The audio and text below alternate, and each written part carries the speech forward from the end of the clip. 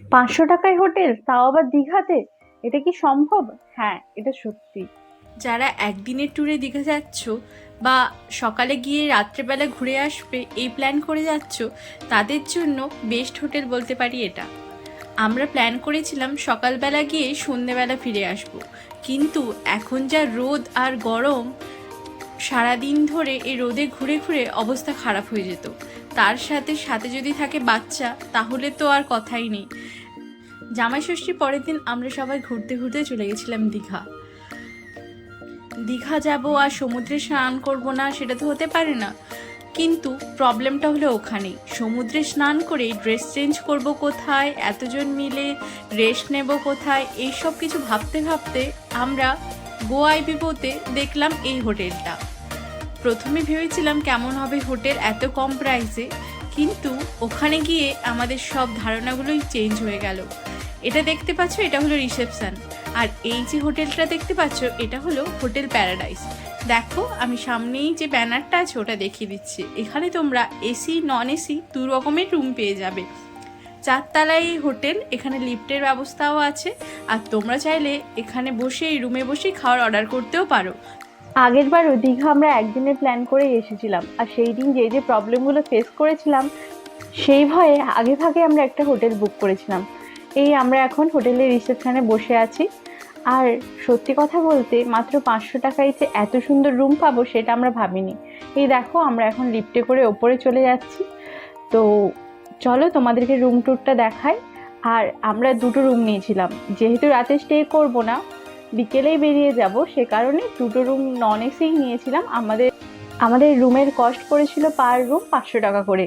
কিন্তু এখানে একটা ভালো জিনিস কি বলতো, অন্যান্য হোটেলে একটা রুমে দুজনে বেশি অ্যালাউ করে না। এখানে আমরা দুটো রুম নিয়েছিলাম, কিন্তু গেছিলাম 8 জন, তাও ওরা অ্যালাউ করেছিল। দুজন বাচ্চা ছিল আমাদের সাথে, কিন্তু আমরা বড়রাই ছিলাম 6 জন, তাও কিন্তু আমাদের দুটো রুমে অ্যালাউ করেছে। ওনাদের ব্যবহার যথেষ্টই ভালো। আর তোমরা হোটেলটা দেখতেই পাচ্ছ কতটা ক্লিন। প্রতিটা রুমের সামনে একটা করে ডাস্টবিন দেওয়া আছে। আর দেখো, পুরো হোটেলটাই টাইলস বসানো আর পাথর বসানো। আর আরেকটা বেস্ট জিনিস কি বলবো জানো, অন্য হোটেলে আমাদের তো ম্যান্ডেটারি জল অর্ডার করতেই হয়, এই হোটেলেও সেম ছিল। কিন্তু আরেকটা বেস্ট অপশন যেটা দেখলাম, এখানে অ্যাকোয়াগার্ড আছে। যাদের পক্ষে জল কিনে খাওয়া পসিবল হবে না সব সময়, তারা কিন্তু অ্যাকোয়াগার্ড থেকেও জল নিতে পারো। চলো এবার তোমাদেরকে রুমটা আমি দেখিয়ে দিই। এই ছিল আমাদের রুম। আমরা দুটো রুম নিয়েছিলাম। এই দেখো, আমাদের রুমে এখানে একটা উইন্ডো ছিল, একটা ওয়ার্ড্রপ ছিল। ওয়ার্ড্রপটা আমি তোমাদেরকে ওপেন করে দেখাচ্ছি স্পেসটা কতটা। যারা কিছুদিনের প্ল্যানিংয়ে আসছো তাদের জন্য কিন্তু ঠিকঠাক। আর এখানে একটা এক্সট্রা বালিশ দেওয়া ছিল, যদি 3 জন তোমরা একটা রুমে থাকো সেক্ষেত্রে একটা এক্সট্রা বালিশ দেওয়া ছিল। আর এখানে একটা জিনিস দেখো, এখানে টিভি আছে যেটা চলছে। আমার এক্সপিরিয়েন্স থেকে বলবো, আমরা পুরীতে গেছিলাম, পার ডে আমাদের একটা রুমের কস্ট পড়েছিল 4,000 টাকা। সেখানে কিন্তু টিভিটা চলছিল না, আর রুমটাও এত সুন্দর ছিল না। এখানে দেখো, রুমটা পুরোটাই টাইলস বসানো। আর এই যে বলেছিলাম অ্যাকোয়াগার্ড, আর এই অ্যাকোয়াগার্ডের পাশেই দেখো, এটা আমাদের রুম। বাইরে থেকে ভিউটা দেখিয়ে দিচ্ছি। এখানে একটা ড্রেসিং টেবিল ছিল, সেন্টার টেবিল ছিল। আর এই হলো বাথরুম। বাথরুমটা যথেষ্ট ক্লিন ছিল, 500 টাকা অনুযায়ী অনেক ক্লিন। আর এখানে দেখো একটা বেসিন আছে, আয়না। আর ওয়েস্টার্ন টয়লেট আছে। আর তোমরা যদি শীতকালে আসো তাহলে কিন্তু গিজারও আছে, তো স্নান করতে কোনো অসুবিধা হবে না। তো এখন আমরা যাব, রেডি হয়ে নিয়েছি, সবাই রেডি সমুদ্রে স্নান করতে যাওয়ার জন্য। আর সমুদ্রে গিয়ে যে আমাদের সাথে এটা হবে ভাবিনি। আর চলো, এই রুমটা হলো আমাদের পাশের রুমটা, যে রুমটা আমার মা কাকিমা আর বোন ছিল। তো চলো ওই রুমটা তোমাদেরকে দেখিয়ে দিই। ওই রুমটাও আমাদের পাশেই ছিল। এই রুমটাও দেখো আমাদের রুমের মতনই সেম এক্স্যাক্ট। আর এখানেও সব কিছু খুব সুন্দরই ছিল, পরিষ্কার পরিচ্ছন্ন, টিভিও চলছিল। আর যেহেতু 4 তলার হোটেল, নন এসি হলেও রুমগুলো কিন্তু অনেকটাই ঠান্ডা। এক কথায় বলা যায় 500 টাকা অনুযায়ী এই রুমগুলো খুবই ভালো। তো তোমরা যারা একদিনের প্ল্যান করে যাও তাদের জন্য কিন্তু এটা বেস্ট হোটেল আমি বলতেই পারি। কারণ আমার দেখা 4,000 টাকা পার ডে যে পুরীর হোটেল ছিল, তার থেকে কিন্তু এটা আমার ভালোই লেগেছে। তো এখন দেখতেই পাচ্ছ বাইরে কত রোদ, আর এই রোদের কারণে মেনলি আমাদের এই রুমটা নেওয়া, না হলে হয়তো এসে সমুদ্রে স্নান করে ড্রেস চেঞ্জ করে বাড়ি চলে যেতাম। কিন্তু এত গরম ছিল আর এতজন মিলে গেছিলাম, আর ছোট ছোট ভাই বোন ছিল বলে আমরা এই রুমটা নিয়েছিলাম। তো এখন আমরা সবাই গাড়ি করে যাচ্ছি, আর এই হোটেলটা আমাদের সমুদ্র থেকে খুব একটা বেশি দূরে নয়, 800 থেকে 900 মিটার মতো হবে, যেটা হেঁটেও আসা যায়। কিন্তু আমরা এতজন ছিলাম আর এত রোদ ছিল বলে আমরা গাড়িতেই গেছিলাম, যেহেতু গাড়িটা আমরা নিয়ে গেছিলাম। তো এখন আমরা যাচ্ছি সমুদ্রে স্নান করতে। সমুদ্রে গিয়ে তো সবাই স্নান করবে, আর ফোনটা কে রাখবে সেটারই ঠিক নেই, কিন্তু আমি তো ভিডিও করব, সে কারণে আমি কষ্ট হলেও ফোনটা নিয়ে গেছি। দেখতে পাচ্ছ সবাই লাফিয়ে লাফিয়ে সমুদ্রে চলে যাচ্ছে। এই পাথরগুলোতে কিন্তু যেতে খুবই সাবধান, দেখে দেখে পা দিও, কখন কোন পাথর থেকে পড়ে যাবে আর বলো না। আমি যেতে যেতে কত না হাতে পায়ে কেটেছি, কি আর বলবো। এই দেখো আজকে জোয়ার ছিল, সে কারণে আমরা সমুদ্রে নামতেই পারলাম না। আর আমরা এই পাথরগুলোতে বসেছিলাম, আর এই পাথরে বসে কি ঘটেছে সেটা তোমাদেরকে আমি পরে দেখাবো।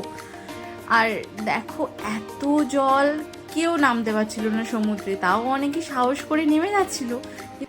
এত ঢেউ, তাই আমি ভয়ে আর নামিনি, আর কেউ নামেনি। ওরা তাও একটু সামনে গিয়ে বসেছিল, আর যেহেতু আমার কাছে মোবাইল ছিল সে কারণে আমি একটু দূরে দাঁড়িয়েই ভিডিও করছিলাম। দেখো সবাই কত মাঝে মাঝে চলে গেছে, আর এত জোয়ারের জল আর কি বলবো।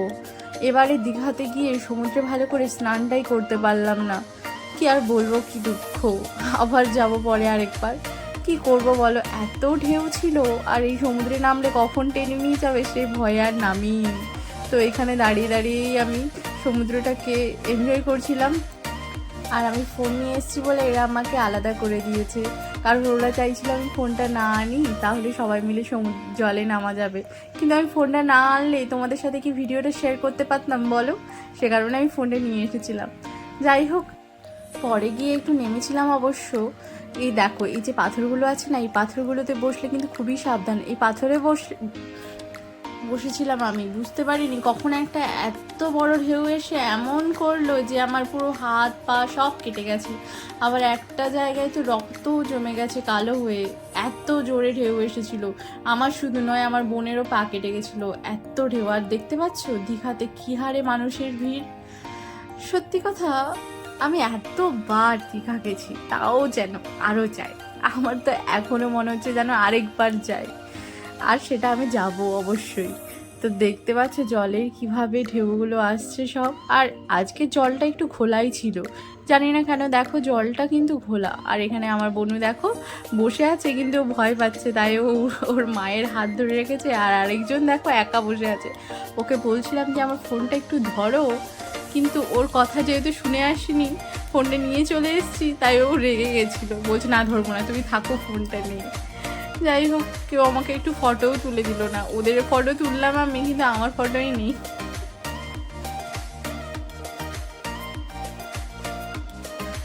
ওরা তুলে দেবে না তো কি হয়েছে, আমি নিজেরই ভিডিও করে নিতে পারবো। আর দেখো পেছনে কত পাথর আর লোকজন।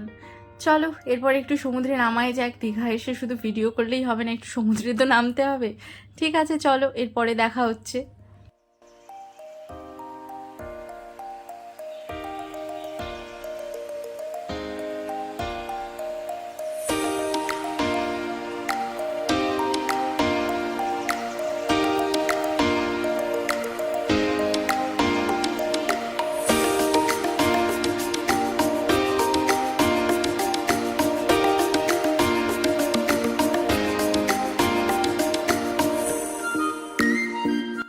আমরা হোটেলে এসে এখন স্নান করে নিয়েছি, আর বলেছিলাম না একটা ভালো রেস্টুরেন্টে খেতে যাব দীঘার।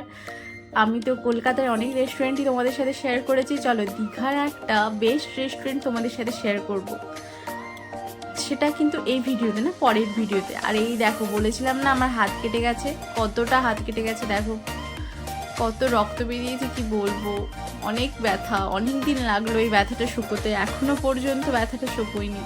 এই যে বলেছিলাম না রেস্টুরেন্টের কথা, এই দেখতে পাচ্ছ ইলিশ মাছ, চিকেন, কাতলা মাছ, কত ধরনের খাবার। নেক্সট ভিডিওতে তোমাদের বলবো আমরা কোন রেস্টুরেন্টে গেছিলাম, আর খাওয়ার টেস্টগুলো কেমন ছিল, আর দীঘার বেস্ট হোটেল কোনটা যেখানে তোমরা দুপুরের লাঞ্চটা করে নিতে পারো একদিনের জন্য। বাই বাই, দেখা হচ্ছে পরের ভিডিওতে। সবাই খুব ভালো থেকো।